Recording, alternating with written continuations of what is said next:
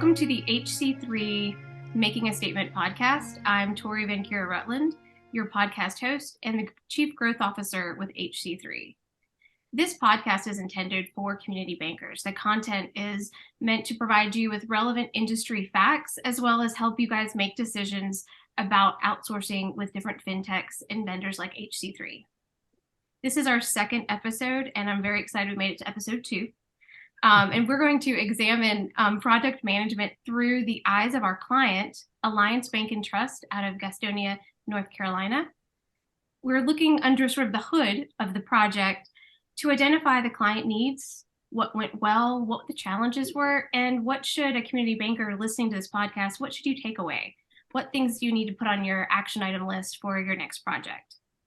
And so I'm really honored and excited to introduce our guest, Stephen Summers, who is the Senior Vice President of Information Technology at Alliance Bank and Trust. He's been the head of Operations, Technology, and Information for 8 years, as well as having served at another FI in the same role for about 7 years. So he is heavily qualified and very discerning. One of my favorite facts that Stephen shared with us is that he is an ordained minister and has a Doctor of Ministry degree. So when challenged in life, he says, at work, he uses his education in his daily work and is known to reply that he prays every day that the bank does not get hacked. And I think you've been both successful and very blessed. So thank you for being here. Thank you. Pleasure to be on with you, and thanks for having me on your podcast. All right. And then I'm also happy to introduce a fellow HC3 team member and friend, Kristin Jones. She is the Director of Project Management. She's been with HC3 for over 3 years. She's been on the project team, as well as helped us build out additional levels as the director. I joke that she's often sort of, her team is the lifeblood of HC3. They work with our clients as well as internal projects. And whenever we seem to acquire a company, they are at the heart of making sure the acquisition and integration goes really well. So Kristin, thank you so much for being here. Thank you. I'm excited. So just an icebreaker to kind of get to know everyone a little bit more, just besides our bios. For our listeners, this is something fun, Stephen, that Kristin and I have been doing, and I wanted to tease her about this. But Kristin, you have just run both a 5K and 10K in 4 weeks. Are you a runner now? No, I'm still not a runner, but it is something that's making me feel a lot better, and it gives us a nice break. And I think probably really my favorite thing about what we've done over the last few weeks is running with you guys. We have an HC3 run squad. And so we have a little private chat and we encourage each other. It's just been a lot of fun to see the folks in that chat in a different light that we may not work with each and every day in our day-to-day jobs. And then also another little fun thing was my middle daughter, Emmy, ran with us this past weekend, and she did an excellent job. She plays sports and is very athletic, but watching her out there run for 6 continuous miles was really amazing. And it was a lot of fun to do something together with just her. So no, but I'm still not a runner, I wouldn't say. You were, I told you this on Saturday. Like, Kristin was the ponytail in front of me. I was like, I just got to follow her. She's a lot taller too. So I'm 5'1". So I'm going to say part of it's height, but no, I'm also joining the run squad, and it's definitely a challenge. So, all right, well, just shifting to some more banking questions. And I think this is important as bankers think about, online account opening and meeting our clients where they are today. And that's not necessarily in a brick and mortar facility. And it's not ruled out, but it's definitely, in different places than where I opened a bank account. And so I keep thinking back to, that's a very important experience in people's lives, that first bank account. So would you guys mind just sharing, do you recall that experience and what it was like to open up your first bank account? Yeah, I opened my first one in college. So that was, I don't know, 80 years ago, something like that. BB&T, which is now Truist. I also remember like first loan with Wachovia back when it was blue, before the Wells days. Lots of good friends made in those relationships, and learned the value of community banking then. Yeah. Kristin, what about you? I opened my first checking account when I was kind of late high school, maybe 15, 16, 17, somewhere in there. at State Bank & Trust in Brilliant, Alabama at our community branch. They did a lot with our school, and funny enough, was my very first job.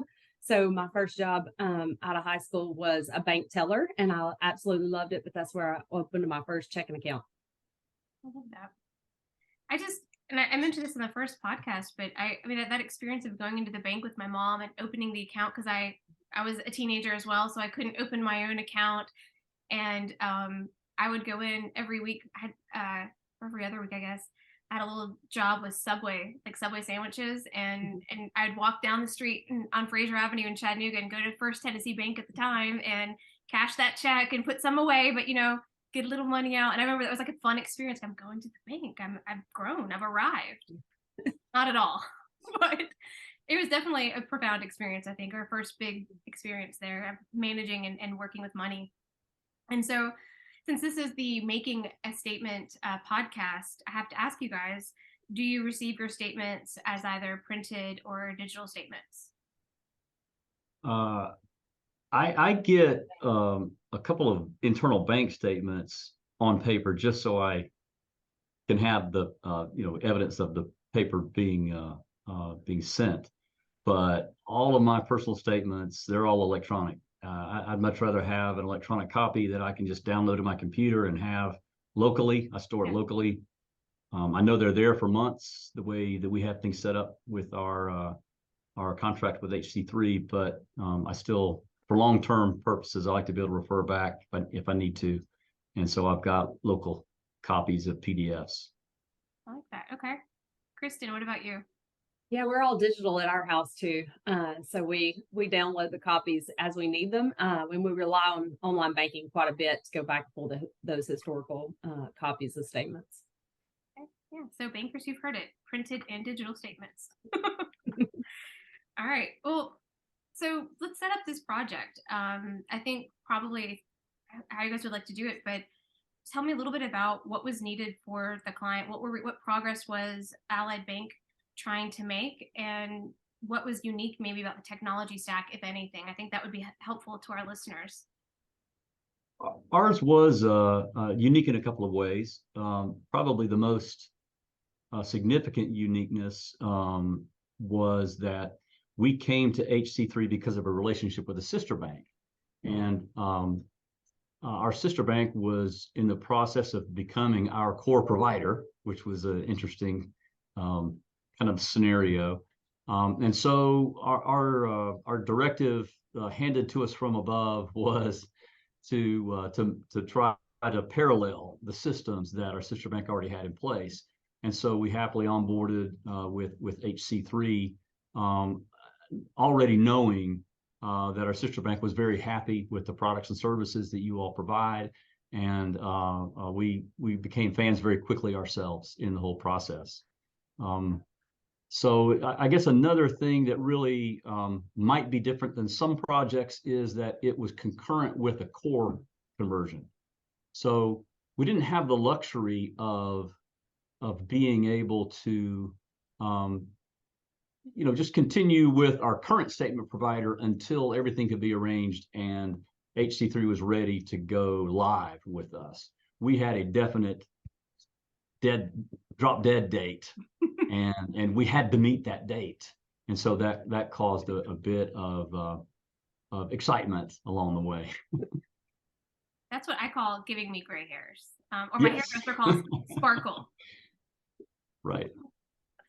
All right, Kristin. Yeah, I actually recall that meeting very well, Stephen, when we were in there and we were like, what's our fallback plan, right? If we can't get data in, what are we going to do? And I can remember very vividly, I think it'll probably be a memory I always have, when you said, I guess we'll all be handwriting statements.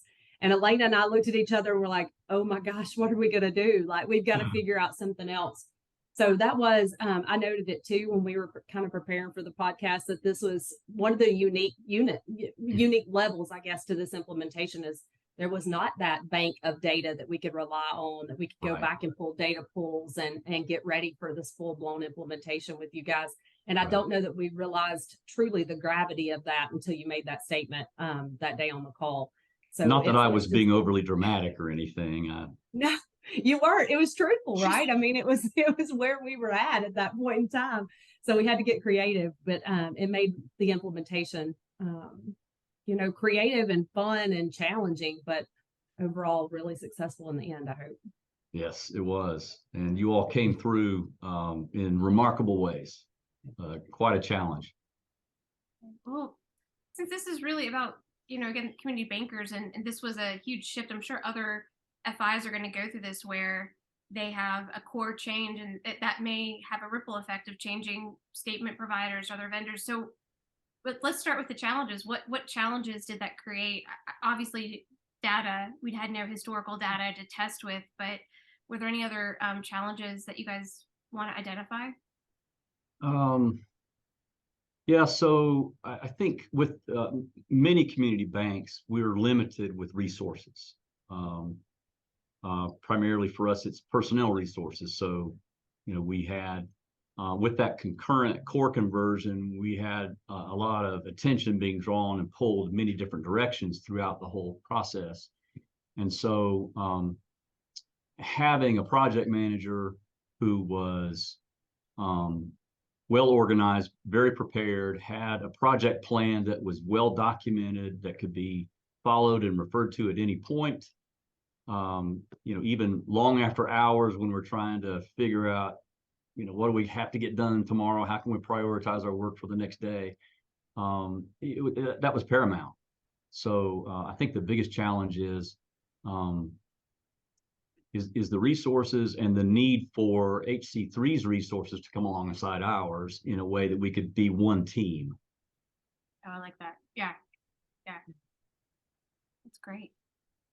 So yeah, what we found really successful, and to speak to Stephen's point, is to dedicate a project manager from our side to any given implementation, one that's going to stay with them through the duration of that implementation, really learn the background, learn the workflow, learn the challenges, stay in the weeds with them, with the client. And so I think anytime we have an implementation that goes really well, we've kind of heard that feedback back that, the PM being right in the weeds with them, being as committed to getting this successful at the end as the client was, has really been one of the key factors in really helping community banks get their implementations live. And I'm glad that Stephen and the team saw it when he was working with Elena Campbell, who's on our side as well. Mm-hmm. That's something I think we kind of see, but I think it's easy to get sort of rose-colored glasses when you're looking to outsource. Like, oh, we need to hire this technology. We need to add this to our FI, our technology stack. And then you kind of forget that as an FI, you have limited resources. And I think in today's world, everybody does. It's a lot harder to hire and train. So I think how we all work together, it's a really good point. How we work together has to shift a little bit. I think the vendors have to step up a little bit in a way. That's really interesting, right. Stephen, I'll have to keep thinking on that. It's great. Kristin, you have to keep Elena. Yes, for sure. So what went well? What are some standout moments? Obviously going live and hitting your date is definitely good, but I'm hoping besides hitting that bar, there's some other things that we could share with community bankers. Yeah. So one of the things that I thought went really well, just the overall organization of the project. Elena walking us through what needed to happen, when the deliverables were needed. I think there must be, Kristin can probably speak to this, but I think there probably must be a little bit of wiggle room built into that project, because we didn't always hit our targets. And yet Kristin made it work. Sorry, not Kristin, Elena made it work anyway. And so I'm not sure, hopefully didn't create too much of a scramble on your end of things, but pivoting as well. I thought when we ran into a few surprises along the way, like the fact that we didn't have data that we could provide to you in a timely manner so that you could begin working on those statement rendering part. Mm-hmm. And so since that was delayed, go live was delayed, which created the heartburn for us. Yeah. But you found a way to pivot and insert an additional resource from your side that could fill that gap. And so it worked out perfectly for us. Everybody was happy, but I know there was a scramble on your end. So that flexibility within that project, I think, was very important as well, and it worked well. Again, because I feel like even though I had my Bilbo Baggins moment where I think we were all still one team, and I think I do remember seeing the whites of Kristin's eyes all the way around her irises in that moment. But True, because we didn't, we in that moment we didn't want you to feel that way, and we were like, okay, what in the world are we going to do? And I will tell you, that challenge made us really look internally to figure out some other ways and get creative. And it'll also, I know y'all, the first podcast, you spent some time with Jeremiah James, who came from the acquisition company. That acquisition came at a key time in this implementation because HC3, as we stood, didn't have a real solution to fall back on without that data. Really, we didn't have the solid solution, but it made us start talking to the AutoMail doc team like really early and saying, hey, what have you seen here? Is there anything that you can help us do? That kind of thing. And it really forced a bridge very fast. So they had some technology there with some course statement renderings that they were able to help us with. And so at that point, it was very much still two teams. We hadn't gotten used to each other. It was very early. It formed a bridge very quickly. We learned some capabilities that they could do, and then it let us all meld and work together really fast. So truly, it became a blessing in hindsight that Stephen presented us with the challenge that he did and the implementation, that we were kind of lacking in data at the time, because it forced us all to come together very quickly, which I think benefited the merger and the acquisition efforts after the fact in a real positive way. So, Stephen, your challenge really helped us internally a whole lot, honestly. Well, thank you. I'm glad to know that. Yeah. I think another thing too, or if I can add to that, is I think from the bank side, it's very important that the bank have adequate, not just personnel resources, but it always requires someone to herd the cats on the bank's end. You got to have a bank project manager, and not necessarily somebody that has a PMP certification, but someone who has the clout maybe, or at least the relationships and the organizational skills to be able to make sure everyone that is a dependency or has been assigned a dependency is following through and meeting their target dates. And so, the bank is not being held up in the whole project because of one or two people who are a little bit late on their deliverables. And the only other thing I really could think that would be key from my perspective, having gone through this last year, was the key of understanding data flow. So there was a little bit of fuzziness on my end, which did not help working with what I didn't know about what our sister bank was doing. Whereas before I was working with service providers and data centers, and I could get whatever information I needed about how the data flows from one system to the other, and what kind of feedback loops there are from system to system, where user input comes into play, all of that, even end user input, like with subscriptions for e-statements. Having that kind of all thoroughly thought out and even mapped out if possible. I like to just scribble on graphic paper, even if it's not done on a computer yet, and just have an idea of making sure. For example, the file transfer service that we needed to stand up to get that data from our network was easy to get it from our sister bank's network into ours, but to get it uploaded to HC3 was a little bit of a challenge. And it got old. Elena, I think, felt really sorry for me because it got old. Every night, 5 nights a week, I'm up at 10:30 babysitting transfers to make sure they happen, because it just was so iffy for a while there. And we finally figured out what the root cause of that bug was and got that nailed down. But it was a understanding all of that can help smooth out those little things that can hang you up. That's a really good call out. One of the things I've been kind of talking to some banks about and listening to them talk about is, as you move away again from that core understanding and operating everything, you really do have to have more understanding of the ins and outs, as you said, of data.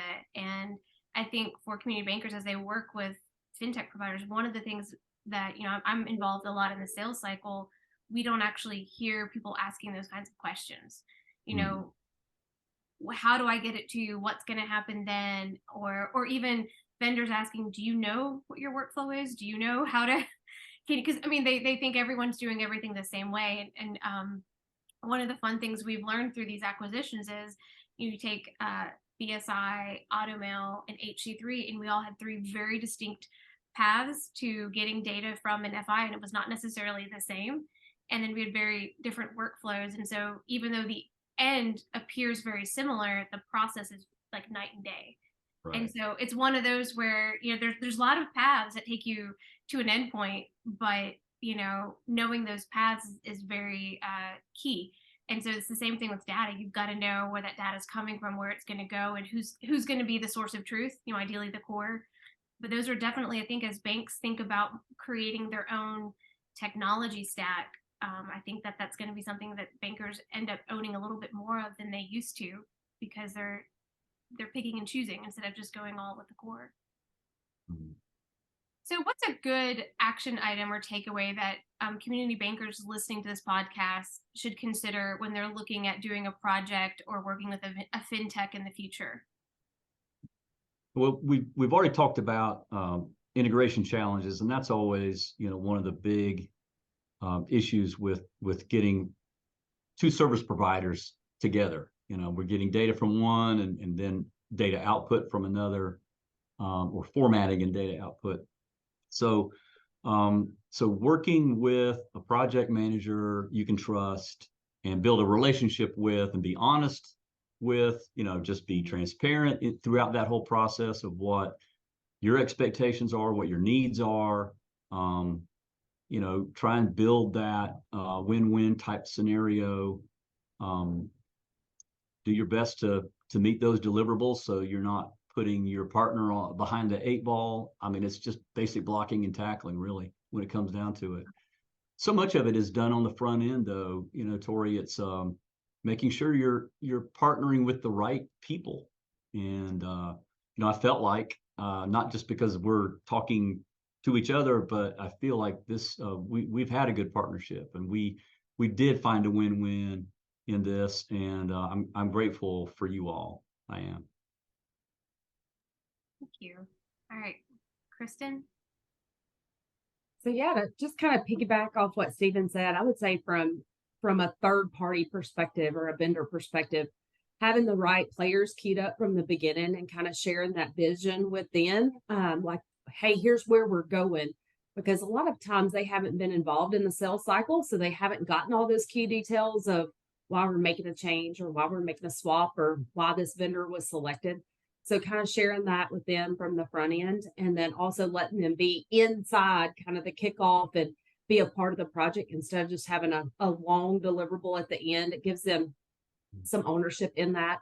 So having those right key players, engaged early and letting them know here's where we're going and why we're doing it, can really create a lot of buy-in. And then also just, really having a good partnership and being open and honest, saying, hey, this is where we're struggling, even as a vendor, so they can help you walk through. So the client from their side can help you walk through what they would like to see or what that workflow could look like. And it also helps them help you with solutions. So kind of keeping that line of communication open is critical throughout the whole process. That's great. Thank you, guys. I feel like we've given our listeners some things to think about, and high level, get on the same page, right? Internally with your stakeholders, know what you need. I think ask questions during the sales cycle to figure out, that vendor can also answer them, but work with you. And definitely figuring out workflow. So where's data coming from? Where's it going to go? Having those conversations early, strong project management a resource maybe from the vendor side to support the FI, who has, a lot of needs that they're trying to fill as well. Fewer resources than maybe in the past. But I think a lot of this comes down to, from what I'm hearing too, is just remembering that we're human, right? Like there's a real human service that we're providing, and the connection together to support one another and ultimately the customers. So thank you guys for being here. Stephen, you've been wonderful. We are so thrilled to have Alliance Bank and Trust as a client. So thank you. Kristin, as always, I'm so happy to work with you and have you as a team member. And for our listeners, go make a great day. Thanks, y'all.